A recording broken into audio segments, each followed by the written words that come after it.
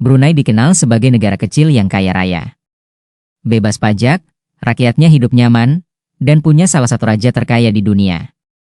Tapi, benarkah Brunei adalah surga dunia? Yang like, subscribe dan share saya doakan semoga cepat naik haji sekeluarga. Ada sisi lain yang jarang dibahas.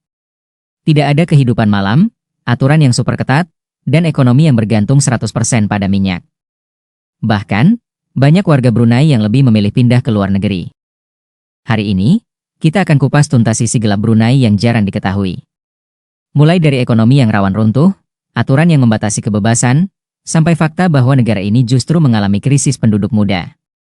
Pastikan nonton sampai habis. Ekonomi Brunei yang rawan. Brunei memang kaya, tapi sumber kekayaannya cuma satu, minyak dan gas alam. Hampir 90% pendapatan negara berasal dari ekspor minyak. Artinya, kalau harga minyak dunia anjlok, ekonomi Brunei langsung goyang.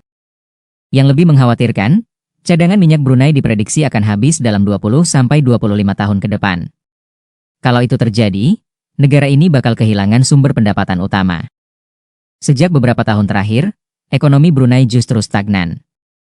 Sementara negara tetangga seperti Malaysia dan Singapura terus berkembang, Brunei malah tertinggal. Tanpa diversifikasi ekonomi, Brunei bisa mengalami krisis di masa depan. Bahkan, ada kekhawatiran kalau nanti Brunei justru akan bergantung pada Malaysia atau Cina. Aturan ketat dan kurangnya kebebasan. Brunei menerapkan hukum syariah yang sangat ketat.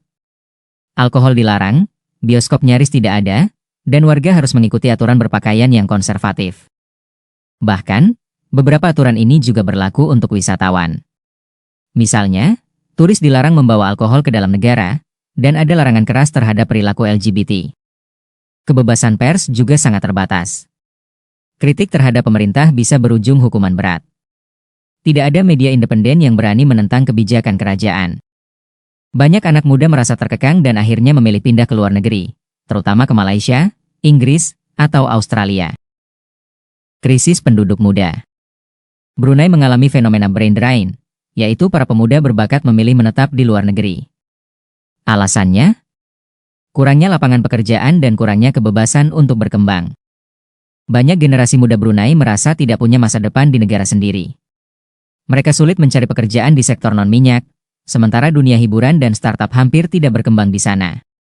Akibatnya, jumlah tenaga kerja asing di Brunei justru semakin meningkat. Saat ini, lebih dari 25% tenaga kerja di Brunei adalah warga negara asing. Jika tren ini terus berlanjut, Brunei akan mengalami krisis tenaga kerja lokal dalam beberapa dekade ke depan.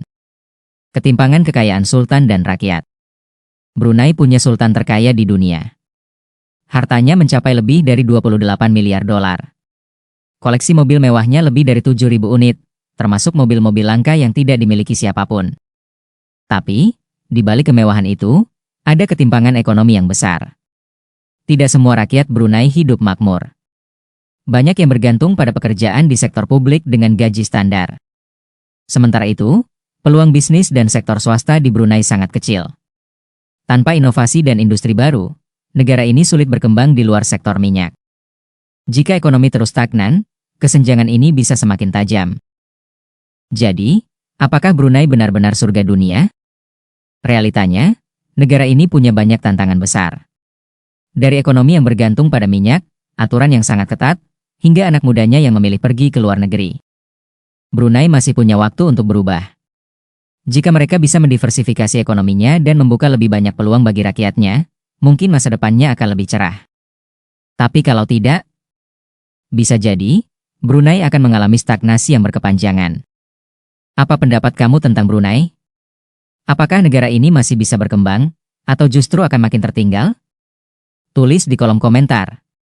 Jangan lupa like dan subscribe untuk konten menarik lainnya.